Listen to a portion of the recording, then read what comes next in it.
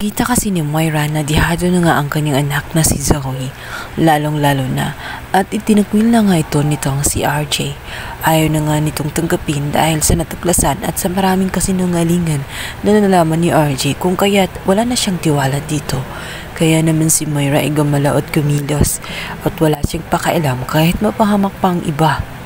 Dito na nga ay gagamitin niya itong si Carlos. Siya ang nagturok ng insulin at ang gusto niyang gawin at palabasin ay walang iba kundi siraan itong si Annalyn dahil gusto niya ito magalit si RJ sa kanyang anak na si Annalyn.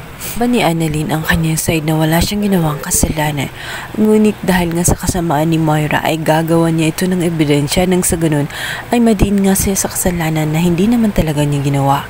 Nakitaan sa quote ni Annalyn ang insulin, ang bote ng insulin, kung kaya't napatawan siya ng suspension.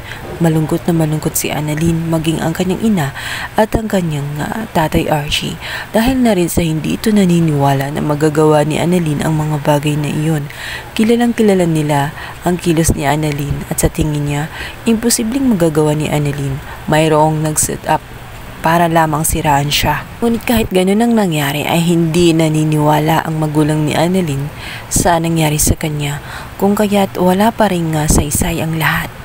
Ngunit si Morgana at itong si Zoe ay gagawin ng lahat mapabagsak lamang si Annalyn. Inggit na inggit si Zoe dahil nga nasa kay Annalyn na nga ang sentro ng atensyon at siya ay tinakwil na ng kanyang tatay dahil na rin sa kanyang kasinungalingan, kung kaya't hindi niya hahayaan na maging masaya si Annalyn samantalang siya ay tinakwil ng kanyang amang si RJ. Samantala, kumikilos rin itong si RJ.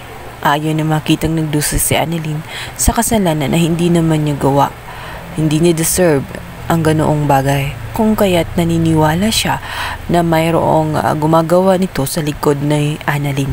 Kung kaya't maghanap nga siya ng technician kung saan makakasilip sa naturang video at doon madedetect ng technician kung tampered nga ba ito at may ibang nagsira sa technician, kung kaya si Annalyn ang nadidiin ngayon. Gawin ang lahat ni RJ, mapatunayan lang na walang kasalanan ang kanyang anak na si Annalyn. Ayaw nitong makulong sa kasalanan na gawa-gawa lamang para siraan ang kanyang anak. Samantalang si Moira ay tuwang-tuwa at parang magse-celebrate dahil sa kanyang success na nagawa.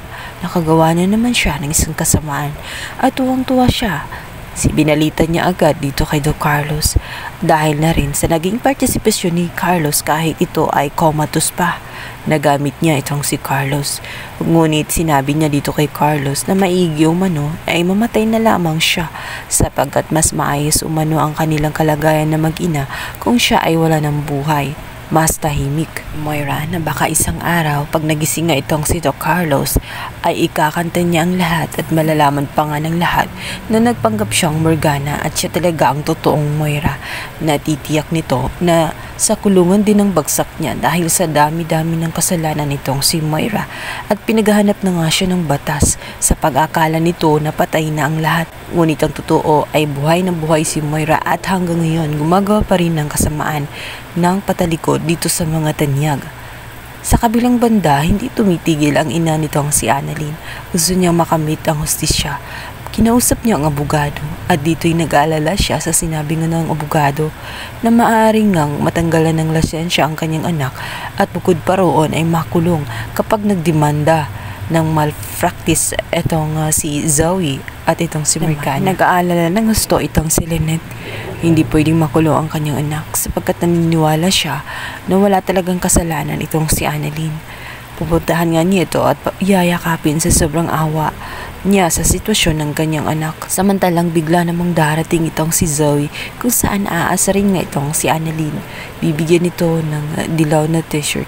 Sinabi nito na mula daw ngayon ay magsusot na si Annalyn ng damit na pangpreso dahil hindi siya titigil hanggat hindi ito makulong.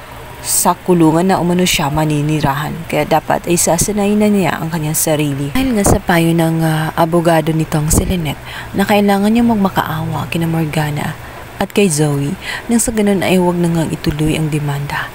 At kahit ayaw ni Annalyn ay gagawin ni Lynette ang lahat ng paraan nang sa ganun mapawalang sala ang kanyang anak at hindi nga ito makulong.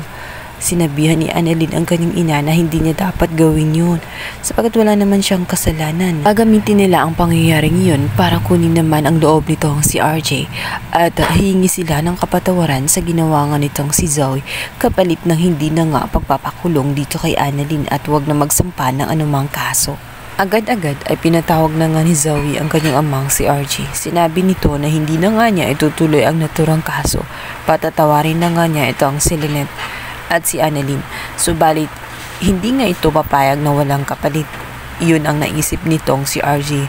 Alam na niya ang takbo ng kanyang anak na si Zoe. Dito ay sasabihin niya na pabalikin nga siya sa Apex at kalimutan ang lahat ng mga nangyayari. Papayag man si RJ, subalit malalantad din ang katotohanan dahil na rin sa napag-imbestiga siya. Isang technician ang makadiscovery ng lahat ay tampered at may sumira talaga sa naturang CCTV at iba talaga ang gumawa. Pinagtatakpan ang kaso at ididiin ngayon kay Annalyn. Ano kaya tatanggapin nitong si Zoe sa oras na matuklasan niya ang nawalang ibang may gawa, hindi si Annalyn kundi ang kanyang inang si Moira.